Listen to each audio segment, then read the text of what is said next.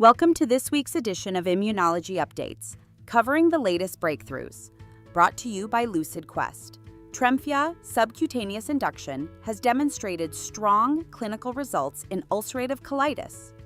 Data from the Phase 3 ASTRO trial revealed statistically significant clinical and endoscopic improvements at week 24. Clinical remission was achieved in over 35% of patients treated with TREMFYA, compared to 9.4% in the placebo group. This marks a potential paradigm shift, enabling a fully subcutaneous treatment option from day one as an alternative to existing intravenous regimens. The subcutaneous protocol is currently under FDA review for ulcerative colitis. Abivax has completed enrollment in its Phase 3 AB Tech trials for ulcerative colitis. The program for obefazimod successfully enrolled all 1,275 participants, exceeding original targets. Top-line induction results are expected in the third quarter of 2025, with maintenance data anticipated by the second quarter of 2026. A new drug application submission is targeted for the second half of 2026, contingent on positive results. Baseline data remain consistent with prior trials, and no new safety concerns have been identified. Xencor is advancing its anti-TL1A antibody, XmAb942, into Phase 2b development for inflammatory bowel disease. Interim results from healthy volunteers indicate the antibody is well tolerated and has a half-life exceeding 71 days. The Phase 2b Xenith UC study is scheduled to begin in the second half of 2025 and will enroll approximately 220 patients with ulcerative colitis. XmAb942 may enable once every 12-week dosing during maintenance. Additionally, a TL1A and IL-23p19 bispecific candidate is on track for trials in 2026. The FDA has approved SELARSDI as an interchangeable biosimilar to Stelara. SELARSDI is now cleared for all Stelara indications, including ulcerative colitis and Crohn's disease. Available in both subcutaneous and intravenous formulations, it was developed by Alvotech and will be commercialized by Teva in the United States.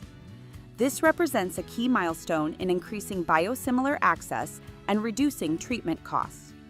Cullinan Oncology has launched a clinical trial for CLN-978 in Sjögren's disease.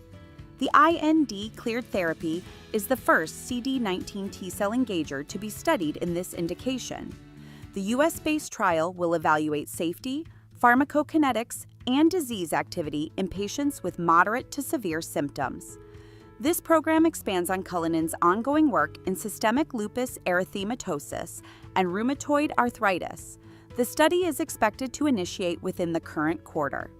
AstraZeneca has announced its exit from neuroscience, choosing instead to refocus its resources on obesity and immunology. The company is discontinuing its Alzheimer's and migraine programs and closing its neuroscience division. The realignment reflects a strategic shift toward metabolic and immune-driven conditions such as asthma, obesity, and autoimmunity.